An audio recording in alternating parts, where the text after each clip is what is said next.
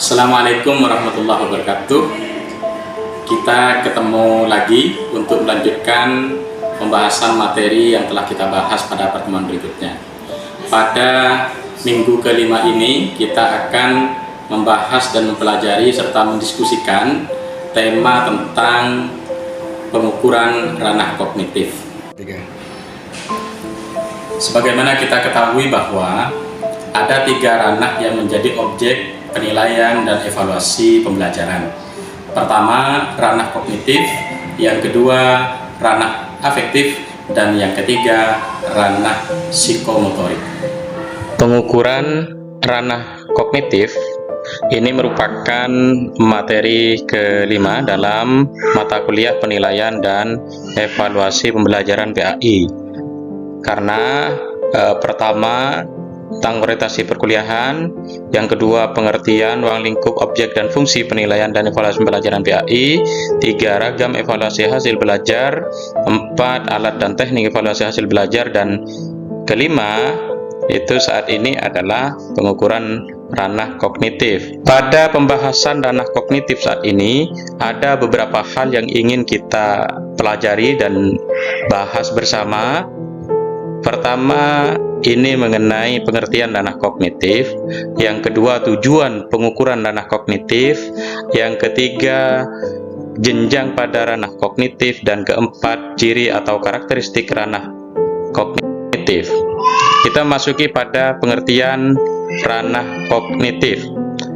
Ranah kognitif adalah ranah yang mencakup kegiatan otak. Menurut Bloom, segala upaya yang menyangkut aktivitas otak adalah termasuk dalam ranah kognitif. Sehingga pengukuran ranah kognitif adalah proses mengukur kemampuan yang berkaitan dengan aktivitas otak. Tujuan aspek kognitif ini berorientasi pada kemampuan berpikir yang mencakup kemampuan intelektual yang lebih sederhana, yaitu mengingat sampai pada kemampuan memecahkan masalah, yang menuntut siswa untuk menghubungkan dan menggabungkan beberapa ide, gagasan, metode, atau prosedur yang dipelajari untuk memecahkan masalah tersebut. Selanjutnya, mengenai jenjang pada ranah kognitif. Ada 6 jenjang pada ranah kognitif. Pertama ialah pengetahuan atau hafalan atau ingatan atau knowledge. Ini merupakan jenjang paling sederhana dalam ranah kognitif. Yang kedua, pemahaman atau comprehension. Yang ketiga, penerapan atau application. Yang keempat, analisis. Yang kelima, sintesis, dan keenam, evaluasi. Selanjutnya, apa saja ciri karakteristik ranah kognitif? Pertama, sesuai dengan jenjang yang ada, pada jenjang pertama tentang hafalan atau tahu, ini peserta didik diminta menjawab pertanyaan berdasarkan hafalan.